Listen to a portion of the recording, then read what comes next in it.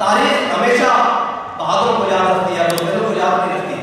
اور آج تک پاکستان کی 77 سالہ تاریخ میں جو ہماری جناب مقتدرہ ہے، وہ کوئی بھی ہو، اس میں سیاسی و عسکری و مذہبی شخصیات ہوں، جو کچھ ہم نے پاکستان کے ساتھ کیا ہے نا، آج تک اس کا خمیازہ ہماری نسلوں نے بھی بھگت رہا ہے. اس لیے ایک بات کہتا ہے کہ لا جفائے وفا اللہ، حرم کو جو اہل حرم سے ہے کسی خود کا دے میں بیان کروں تو سرم بھی کہتے ہیں علی علی.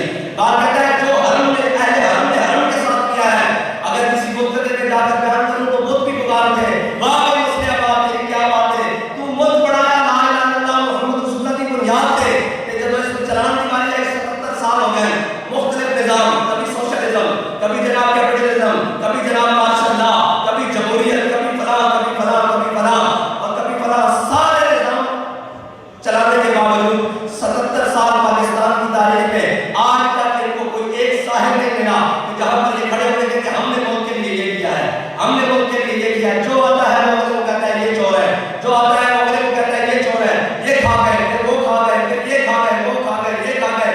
بھائی کون کھا گیا ملک کو؟ کس نے کیا؟ قوم کو اپنی گڑی لگا کر، اپنی چھاپی لگا کر، جھوٹیاں مالش کر کے، جناب اپنی مزدوری کر کے قوم 77 سالوں سے گزارا کر لیا ہے کہ شاید کوئی ہمارا مسیح آئے گا، شاید کوئی ہمارا مسیح آئے گا، شاید کوئی ہمارا مسیح آئے گا. لیکن یاد رکھنا اس نظام سے اور ان باطل لوگوں سے کبھی آپ کو امید نہیں ہونی چاہیے. وہ ایک بات بتا کر کیا کہتا ہے اپنی ملت پر قیاس اقوام مغرب سے نہ کر کہ خاص ہے ترکیب میں قوم رسول ہاشمی. بات اگر مجھے اس سے امید ہے جو جا کے کبھی یورپ کے دروازے پر، کبھی امریکہ کے دروازے پر، وہاں سے ہٹیں گے. کوئی کہے گا میں نے رشیا کے دروازے پر جانا ہے، کوئی کہے گا میں نے چائنا کے دروازے پر جانا ہے. کبھی غلام قوموں کی بھی عزت ہوئی ہے، کبھی غلام قوموں کو بھی کسی نے آج تک پوچھا ہے، کبھی ساتھ جھکائے